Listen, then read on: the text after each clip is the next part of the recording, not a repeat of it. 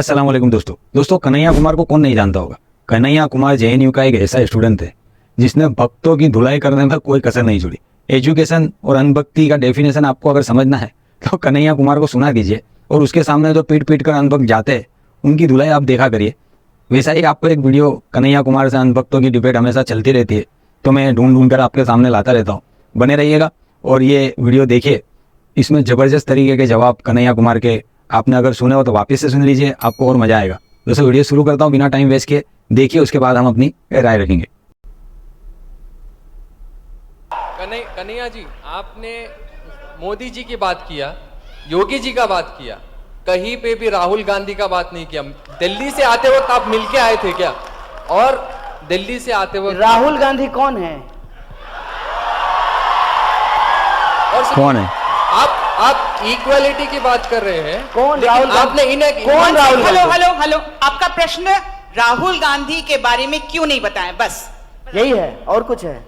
Equality की बात करते करते आपने सिर्फ बीजेपी को टारगेट किया जो 5 साल से अभी आई है, 60 इयर्स जो बाद में बड़ा दर्द होता है इनको यार, बड़ा दर्द होता है। नहीं देखा, जो दिखा योगी जी। आपका प्रश्न मोदी जी है, आप सुने ही नहीं, आप ध्यान ही नहीं दिए। लाल बहादुर शास्त्री 1904 में पैदा हुए, मुगल सराय में पैदा हुए, 1952 में रेल मंत्री बने और एक बार रेल दुर्घटना हो गई थी तो उन्होंने कहा कि हम इस्तीफा दे देंगे। ये 2014 से पहले की घटना है ना? ये 2014 से पहले की घटना है कि 2014 के बाद की घटना है? 2014 के बाद जो हुआ कि मुगल सराय स्टेशन का नाम बदल करके दीनदयाल उपाध्याय के ऊपर रख दिया गया। तो आप मुझे बताइए कि इस देश में जो सरकार है, सवाल उससे पूछा जाए कि नेहरू से पूछा जाए? आप बता दीजिए। ये तो वही बात बता दीजिए भाई। बात की, हमने कहा आपको। देखिए, ये एकदम जानते हैं संबित पात्रा स्टाइल सवाल है। ये क्यों है? ये क्यों है इसको आप समझिए। आप जो है आप मुझे ये टैग करना चाहते हैं कि आप 2014 में जो हो रहा है उस पर ही सवाल कर रहे हैं। नहीं, थोड़ी सी जहमत उठाइए। मैं उम्मीद करता हूं कि आपके पास एंड्रॉइड फोन होगा और आजकल 4G स्पीड भी जियो धन दे रहा है, तो आप जो है उसको खोलिए और आप जो है मेरा टाइमलाइन 2014 से पहले जाकर के चेक कर लीजिए कि क्या एक भी सवाल हमने मोदी जी से पूछे हैं?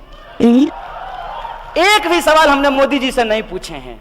जो भी सवाल हमने पूछे हैं माननीय डॉक्टर मनमोहन सिंह से पूछे हैं। यही हमारी जिम्मेवारी है बतौर नागरिक, बतौर citizen of this country. It is our responsibility to ask the question to the power. माने सही बात। कमजोर से सवाल तो कोई भी पूछ सकता है। कमजोर से सवाल पूछने में क्या है? जो पावर में बैठे हैं उनसे सवाल पूछिए। आप बताइए, आप कह रहे हैं राहुल गांधी, क्यों नहीं? राहुल गांधी प्रधानमंत्री हैं देश के, क्या है? अरे जब प्रधानमंत्री हो जाएंगे तब राहुल गांधी से भी सवाल पूछेंगे, क्या दिक्कत? क्यों नहीं पूछेंगे भाई? और ये बात आप मेरा कोई नोट दिक्कत करके नहीं रखिए कि राहुल गांधी प्रधानमंत्री हो जाएंगे और राहुल गांधी जो आज बात बोल रहे हैं यदि उस बात को नहीं पूरा करेंगे तो इसी मजबूती से राहुल गांधी से भी सवाल पूछेंगे। यह बात को हम आपको कह देना चाहते हैं। यह जो साजिश है, इस साजिश को आप समझिए कि अपनी गलती जो है वो हम पड़ोसियों के मत्थे मर देना चाहते हैं। मैंने आप बताइए कि देश में जो हो रहा है उसके लिए हम पाकिस्तान का नाम ले रहे हैं। क्या है पाकिस्तान? मुकाबला करना होगा तो पाकिस्तान से मुकाबला करेंगे। अमेरिका, ब्रिटेन और चाइना से मुकाबला नहीं करेंगे कि पाकिस्तान से मुकाबला करेंगे। इसको आप समझिए। जानबूझ करके एक ऐसा कॉम्पिटिटर चुना जाता है। वीडियो गेम खेलते होंगे मोबाइल पे। वीडियो गेम में क्या होता है कि क्रिकेट खेलता है लोग तो अपने हिसाब से प्लेयर चुनना होता है, अपने हिसाब से टीम चुनना होता है, तो जो खेलता है हमेशा वही जीतता है। ये देश में वही हो रहा है। सरकार में जो बैठे हुए लोग हैं अपने हिसाब से विपक्ष चुन रहे हैं। मैं विपक्ष नहीं हूं, मैं विपक्ष की भूमिका में होना भी नहीं चाहता हूं, लेकिन विपक्ष का जो काम है वो काम यदि सरकार करे तो फिर विपक्ष क्या करेगी? विपक्ष का काम है सवाल पूछना, सरकार का काम है जवाब देना। विपक्ष जो है उसको कहता है जवाब दो और सरकार जो है वो सवाल पूछ रही है। ऐसा थोड़ी होता है। जो कांग्रेस ने किया तो कांग्रेस ने वो भुगता। कांग्रेस है, मतलब राहुल गांधी तो प्रधानमंत्री नहीं है, मनमोहन सिंह भी नहीं है। वो जो है, जो मुद्दा आपने उठाया था माननीय मोदी जी ने करप्शन का, कि ये लोग बहुत करप्ट लोग हैं, इनको सत्ता से हटाइए, हमको सत्ता में लाइए, हम जो है काला धन वापस लेकर के आएंगे। आया। और क्या कहे थे कि हम 2 करोड़ जो है रोजगार पैदा करेंगे, मिला। बोले थे महंगाई कम कर देंगे। जाते हैं ना, तो हंसता हुआ नूरानी चेहरा प्रधानमंत्री का पेट्रोल पंप पे देख के लगता है कि काश जो है, काश मोदी जी का, जैसे उन्होंने प्रचार में 3D फोटो मोदी जी का घूमता था एकदम ऐसे चलते हुए 3D। हमको तो मन करता है कि पेट्रोल पंप वाले को कहें कि यार यहां भी 3D फोटो लगा दो प्रधानमंत्री का, कम से कम ये देख के तो महसूस हो कि असली प्रधानमंत्री देख रहे हैं, पेट्रोल का दाम जो बढ़ रहा है वो रोज देख रहे हैं, ये एहसास तो हो। ये सवाल किससे पूछा जाए बताइए? वो जानते हैं क्या करते हैं? ये सवाल वो जेएनयू पे के ऊपर रख देते हैं, ये सवाल वो हमारे ऊपर रख देते हैं। ये सब आप तो माने आप शरीफ आदमी हैं, आप बहुत अच्छे तरीके से पूछे हैं। लोग जानते हैं हमको क्या कहता है? लोग तो कहता है कि ये क्या बोलेगा, ये तो देशद्रोही है। अब बताइए, ये भी सवाल सरकार से पूछना चाहिए, तो हमसे पूछ रहा है। देश में गृह मंत्री हैं, कड़ी निंदा करते रहते हैं इसे हाथ हिला के। देश में जब गृह मंत्री हैं, देश में कानून है, देश में न्यायपालिका है। अगर हमने देश के खिलाफ कुछ बोला है तो हमको पकड़ करके जेल में डालिए। टैक्स का पैसा तो आप बर्बाद कर रहे हैं साहब, कि हमको जेल में डालने की बजाय हमको बॉडीगार्ड देकर के देश दुनिया घुमा रहे हैं, देश घुमा रहे हैं। ये सवाल किससे पूछना चाहिए? सरकार से ना, कि देश में अगर कहीं कुछ हो रहा है गलत, कुछ भी गलत, अगर मान लीजिए किसी ने नारेबाजी कर दी है, हम तो नहीं किए हैं, अगर किए होते तो आपको भरोसा दिला देते हैं। ये लोग डर की सत्ता कायम करना चाहते हैं, लोगों के सामने एक ऐसा तोहमत लगाते हैं कि लोग चारों खाने चित हो जाएं। किसी भी इंसान के ऊपर एक ऐसा आरोप मर दो कि उसकी सारे के सारे सवाल की लेजिटिमेसी चला जाए। जो सवाल हैं वो सवाल पूछना ही बंद कर दे, उसको इतना यदि ना डरे तो गोली चलाओ, गोली चलाने के बाद भी नहीं डरे तो जान ले लो, नहीं माने तो जेल में भर दो। यही हो रहा है ना देश में। और आप तब भी कहते हैं कि सवाल जो है वो मोदी जी से ना पूछ करके राहुल गांधी से पूछा जाए। सत्ता से सवाल पूछा जाता है साहब, और सत्ता से सवाल पूछना चाहिए, और सत्ता किसी की भी हो, हर किसी से सवाल पूछना चाहिए। और हम हैदराबाद की इस आवाम को, गंगा जमुनी तहजीब को मानने वाली इस आवाम से हम यही अपील करना चाहते हैं। आप तमाम नौजवानों से यह अपील करना चाहते हैं कि कोई भी सरकार जिसको आपने अपना समर्थन दिया है, वो जब चुन करके आए हैं, उसका घोषणा पत्र आपके हाथ में होना चाहिए। मैंने ठीक है, आजकल का जमाना है, डाउनलोड कर लीजिएगा इनके वेबसाइट से, वो पढ़िए उसको और देखिए कि इसमें से कितने सवाल हल हुए हैं। और ये तो साजिश है ना, कि 2014 में भी ऐसा होता था, 2012 में भी ऐसा होता था, 13 में भी ऐसा होता था, तो मतलब ऐसा ही होता रहे, तब तो बहुत अच्छा है ना। कि अभी बीजेपी कह रही है कि कांग्रेस के समय में भी गरीबी है, इसलिए हम गरीबी दूर नहीं करेंगे। कल को यदि कांग्रेस जीत करके आए तो कांग्रेस कहेगी तो बीजेपी को जिता करके देख लिए, वो थोड़ी गरीबी दूर किया, अब हम भी गरीबी दूर नहीं करेंगे। इसका आप जेनेसिस समझ रहे हैं? ये जो सवाल इस तरीके से आज उठाए जा रहे हैं, आप भी उसके शिकार हो गए हैं, ये हमको कहां पहुंचा देगा, उसका मतलब समझ रहे हैं, इसका अर्थ आप समझ रहे हैं कि डेमोक्रेसी होगा ही नहीं, डेमोक्रेसी बचेगी ही नहीं। और इसका एक सबसे बड़ा जो खतरा हुआ है, एक आखिरी बात आपके सवाल को रिस्पॉन्ड करते हुए कहता हूं कि इस देश के एक पार्टी के एक अध्यक्ष को यह हिम्मत कहां से आती है कि वो कहते हैं कि 50 साल राज करेंगे। Who are you? राज करेंगे? ये भाषा कहां से आई है? कैसे ये भाषा निकाल पाते हैं लोग?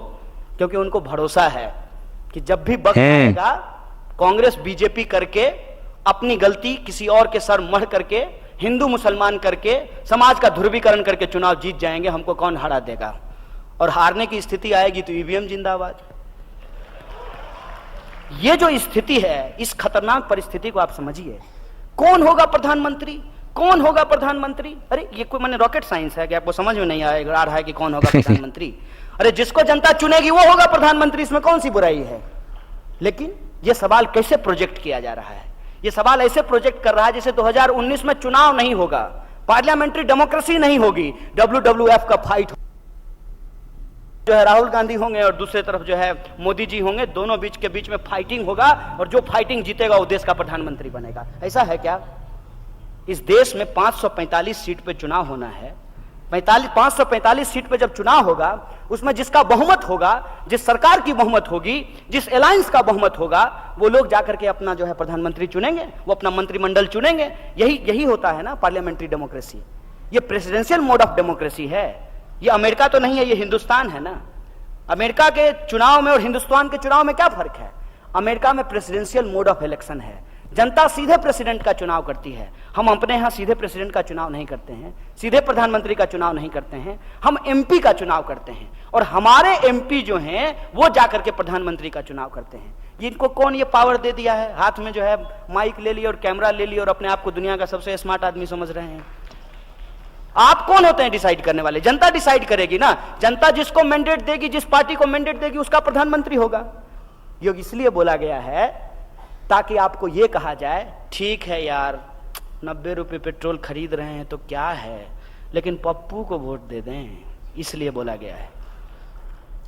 आप समझिए, ये इसलिए बोला गया है कि आप हर सवाल के जवाब में ये कहें तो क्या राहुल गांधी को वोट दे दें। ये इसलिए कहा गया है। और एक बात मैं आपको बता देता हूं कि राहुल गांधी पप्पू हैं कि नहीं हैं, ये तब पता चलेगा ना जब वो देश के प्रधानमंत्री बनेंगे। लेकिन प्रधानमंत्री गप्पू हैं, ये पिछले 4.5 सालों में पता चल गया है। ये बात मैं आपको बता देना चाहता हूं। इसको इस तरीके से हम लोगों को सोचना चाहिए और पार्लियामेंट्री डेमोक्रेसी में जिसकी जिम्मेवारी जो है उसको वो जिम्मेवारी निभानी चाहिए। और बतौर नागरिक मेरी जिम्मेवारी ये है कि सत्ता हमको कितनी भी डराने की कोशिश करे, हम सवाल पूछेंगे और तब तक पूछेंगे जब तक हमको जवाब नहीं मिल जाता है। बहुत बहुत धन्यवाद। क्या बात है भाई। तो ये थे कन्हैया कुमार, जिन्होंने कुछ बातें और कुछ पॉइंट अपने बहुत अच्छे रखे। एक भाई साहब ने इनको पूछा कि आपने योगी जी, मोदी जी, अमित शाह जी का नाम तो ले लिया, लेकिन आपने राहुल गांधी के ऊपर से कुछ भी नहीं कहा। तो भाई इनका कहना था कि कौन है राहुल गांधी? इस वक्त राहुल गांधी की हमारे देश में कौन सा पद है? सत्ता में तो नरेंद्र मोदी साहब, योगी जी और अमित शाह जी ही हैं। तो सवाल सत्ता से ही पूछेंगे, जो सरकार चला रहा है उसी से पूछेंगे। ये कैसी फालतू और कैसी अनभक्ति बात है कि भाई जो सत्ता में है ही नहीं, जिसके हाथ में कोई पावर ही नहीं है, उससे कोई सवाल करना, ये तो बेवकूफ़ी है। अगर आप यही चीज़ें सारी इंटरनेशनल लेवल पे लोग देखते होंगे तो कितना हंसते होंगे और कितनी ज़बरदस्त तरीके से हमारे बराबर लेते होंगे, मजाक उड़ाते होंगे कि भाई ये देश के कैसे अनपढ़ लोग हैं जो एक सत्ता में जो पार्टी बैठी है उससे सवाल ना कर जो कोई चीज़ का कुछ लेना देना ही नहीं है जिस आदमी का, उसके ऊपर सवाल पूछ रही है। भाई पेट्रोल का रेट कौन बढ़ा रहा है? सत्ता में बैठा हुआ बढ़ा रहा है या सत्ता के बाहर है वो बढ़ा रहा है? भाई डीजल, पेट्रोल, खाना पीना, अनाज, जीएसटी, फलाना ढिमका, ये सारी चीजें सत्ता में जो बैठा है वही तो हैंडल कर रहा है ना, कि जो सत्ता के बाहर राहुल गांधी है वो कर रहा है हैंडल। तो भाई सवाल किससे पूछा जाएगा? सत्ता में बैठा जाए उसी से पूछा जाएगा ना। यही तो होना चाहिए ना, यही तो मीडिया का काम भी होना चाहिए ना, और आम आदमी का भी यही काम होना चाहिए कि भाई हमारे देश में बड़ी जिम्मेदारी से हम किसी को राजा बनाते हैं, प्रधानमंत्री बनाते हैं अपने वोट देकर, तो भाई हमारा ये हक है कि हम उन्हीं से सवाल पूछे, ना कि सत्ता में बैठे तो 70 साल, 75 साल, 80 साल के रोतड़े या दुखड़े पूरी जिंदगी रोते रहेंगे और इसी तरह से इन लोगों को अपनी मनमानी से अपनी सत्ता चलाने दी जाए। ये कहना था इन भाई का, मुझे तो अजीब सा लगा। दोस्तों आपकी क्या राय है इस वीडियो पर और कन्हैया कुमार के जवाब के ऊपर कमेंट में जरूर रखिएगा। ये था बहुत ही प्यारा सा और छोटा सा वीडियो, उम्मीद आपको अच्छा लगा होगा। ले जाऊँ इजाजत, अस्सलाम वालेकुम।